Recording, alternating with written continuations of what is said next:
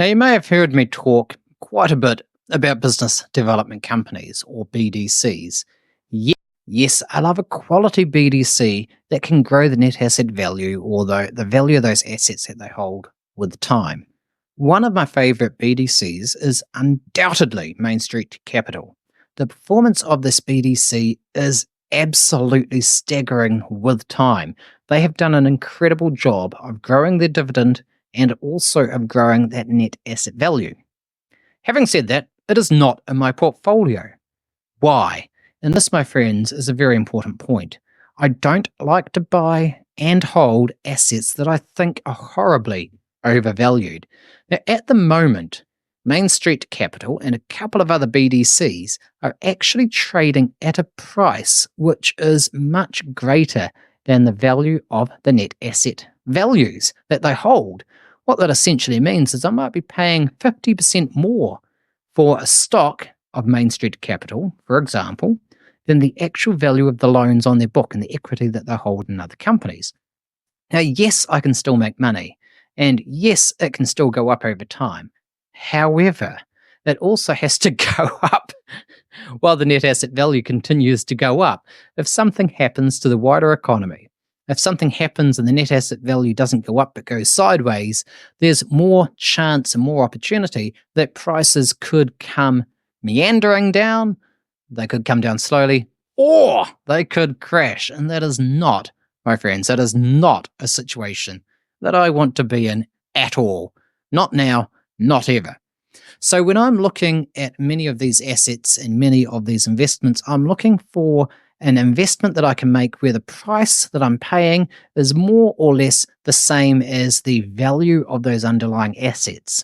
Now, in terms of the net asset value, it's very difficult in many platforms to actually get this type of data when it relates to BDCs. There are a handful of platforms that will provide this.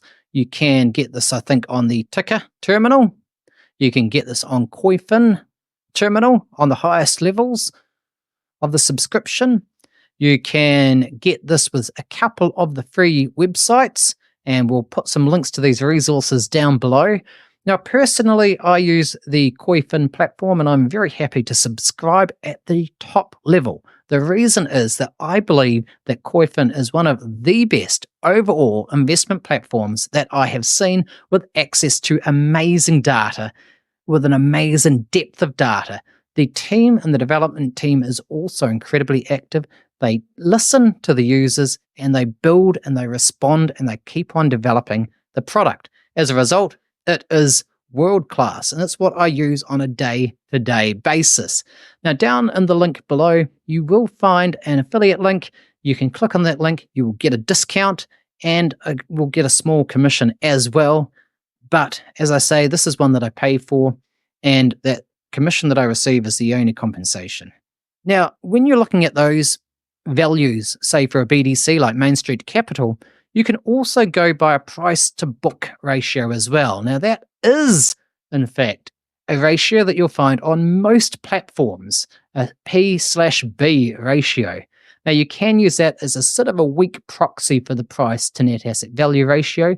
It's going to be much, much more widely available, and it will do pretty much the same job of making sure you're not overpaying for the BDC. So when I'm looking at the BDC, I don't want to buy at that high value. I want to buy probably at about 1, maybe 1.05 or 1.1 times maybe on the price to book or the price to net asset value. Now, in many cases, you can capture a BDC at around that 1-to-1 level, where it's a good, strong performer, where they grow net asset value, where they're actually able to pump out some very powerful dividends with time, and where in many cases they also have a portfolio of first lien loans, which are stable, durable, and most likely to be repaid if there's any economic downturn.